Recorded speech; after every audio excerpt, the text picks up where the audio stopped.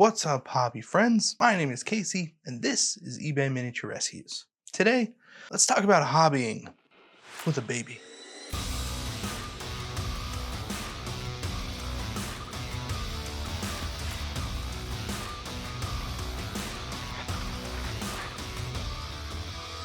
Most, if not all of you know that in my last video I said I wouldn't be posting for a few weeks due to the fact that my wife and I just had another child.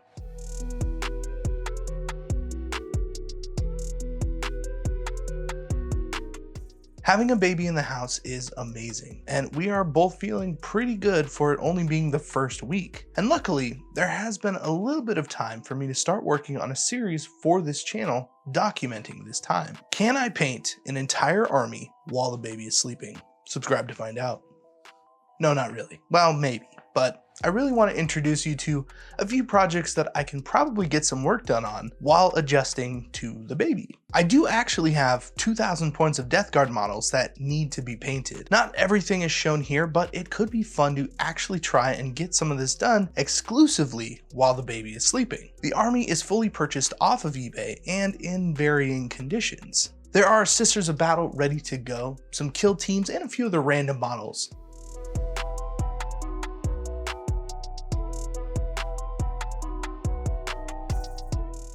And then there's this fella, oh boy. At the time I purchased this model, it was the cheapest full model on eBay. To clarify a bit and give you something fun to try on your own, let's check out eBay right now to see what replaced this model. I'm gonna head to eBay and start with a general search for the word Warhammer. This should catch anything in the Warhammer arena. Once the search comes up, I like to check the ending soonest selection because you really never know what has been passed up till the last minute. This is probably where we will eventually find the absolute cheapest model. Eventually. But it's a long shot. After a quick look, I'll sort by lowest price plus shipping. Buy it now and used. Then it's just a matter of scrolling down until you see an actual model. In this search, it brought up a little mutated Marine. This could be useful for a kill team or just as a fun project to work on varying skin tone. Whether or not it's worth the money here is really dependent on what you would do with it. For me, this isn't really exciting enough to warrant a purchase, so I'll pass on it for now. Tomorrow might bring something else exciting. So you get how this could be a fun little hunt. You never know what you're going to come up with, and you can get really lucky. In my case, I've purchased 2 models like this that have been the cheapest on eBay. The last one was a sweet Chaos Sorcerer that we did some grimdark leathers and a bright pink OSL on. I still really like that model, and I keep it on display on my desk even now. This is a Chaos Champion of Khorne, designed by Jess Goodwin and was released in 1988. Specifically, this is number 12 on the Realm of Chaos list from the 88 Citadel Miniatures catalog. It actually took me a long time to find that. I paid $6.55 for this guy, and at the time that was the cheapest fully built Citadel model on eBay. The funny thing is, in the catalog, there are a few references to prices for the models. And in a lot of cases, you could get 3 of these pewter sculpts for under $5. And when you adjust for inflation, putting that number to $10, I overpaid on this model by about $3. Still, these models aren't something you will likely ever see in Warhammer again. And there's something really special about seeing a model like this brought back to life. So far, making this video has gone alright. The baby is only a week old, so she does a lot of sleeping. Still, sometimes she wants to be awake, or held, or changed, or fed. Adjusting is difficult, but we are making it work. Before bringing out the chemicals though, probably best to put the baby to sleep.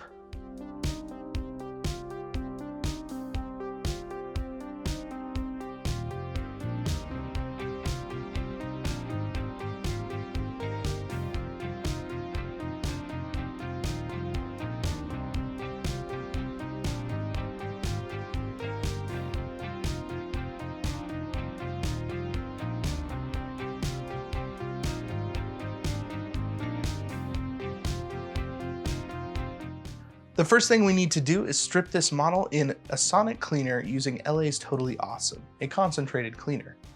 A few cycles and the paint should start to come off.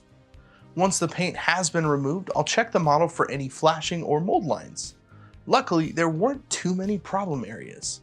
I did opt to pin this model down to an appropriately sized base. I checked the GW site for the closest version of this model today and came up with an Exalted Hero of Chaos, which comes on a 32mm base. Once he was pinned in place, I used super glue to fix some sand onto the rest of the base for some texture. And after that, he was ready to be primed.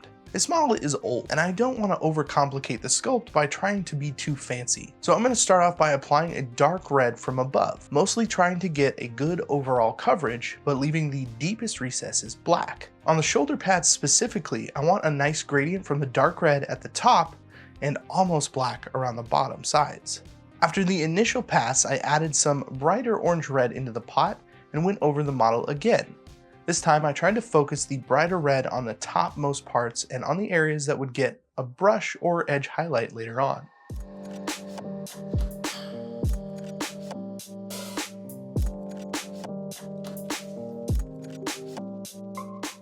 Since this model is a khorne champion, I opted to make the sword similar to that of the khorne army that I worked on a few months ago. If you haven't seen that series, then check out the link in the top right.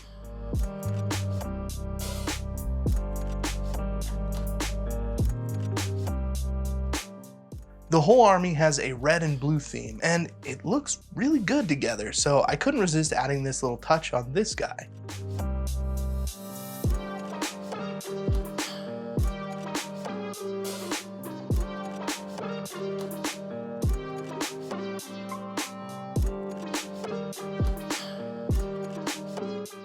Like I said, I want to keep it mostly simple.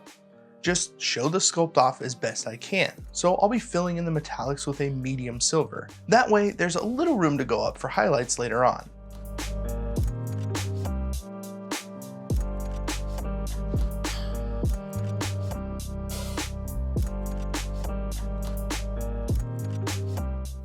Using some Fire Dragon Bright, which is a fantastic Citadel orange, I'll be edge highlighting as much of the armor as I can, including some of those interior highlights on the armor panels. This just adds a little more contrast and blocks out the different pieces, and it gives this old model a pretty nice look without going too far over the top. For the face, I'll start with a base coat of a pink flesh tone, then I'll go over it with some red flesh wash.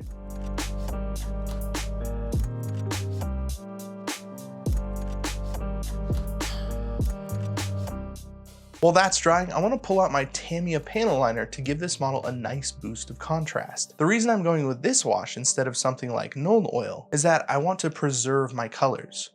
I don't want anything to come out darker, so using the panel liner will allow me to come back in with a Q-tip to clean up any of the wash that I don't want. Pretty much, it just lets us take off the coffee staining effect from the flat panels, leaving the black wash in just the recesses. It's great, and adds a ton of depth and contrast to our models.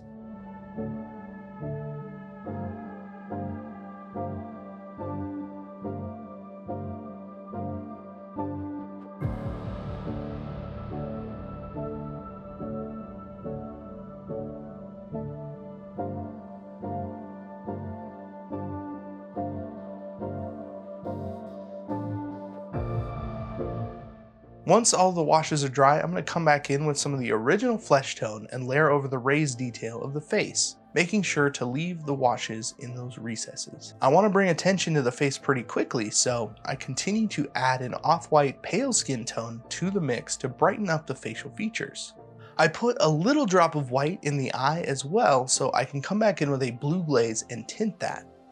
I like doing the blue because it matches the sword and gives the model a nice kind of mechanical vibe to it. Nothing too crazy, but just enough to show off what this model is actually made of, kind of half cyborg. I wanted to make this video now for a couple of reasons.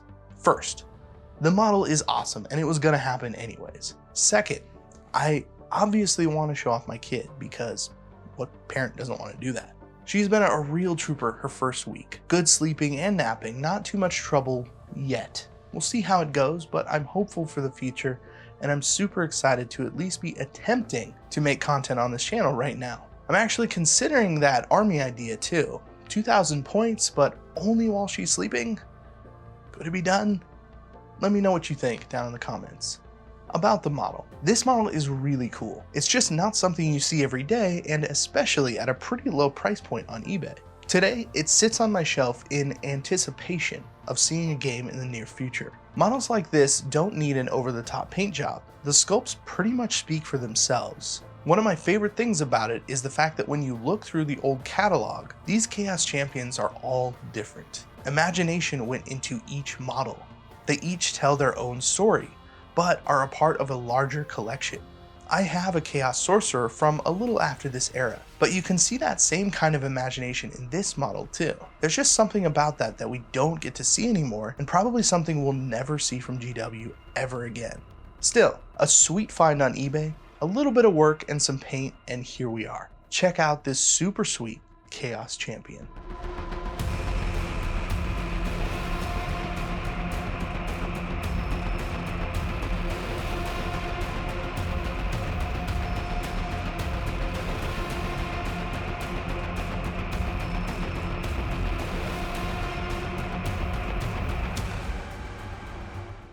Thank you again for joining me on another miniature rescue. If you like something about this video, please feel free to like, share, and subscribe, as it really helps out the channel. Once again, I'm Casey, and I will see you in the next video.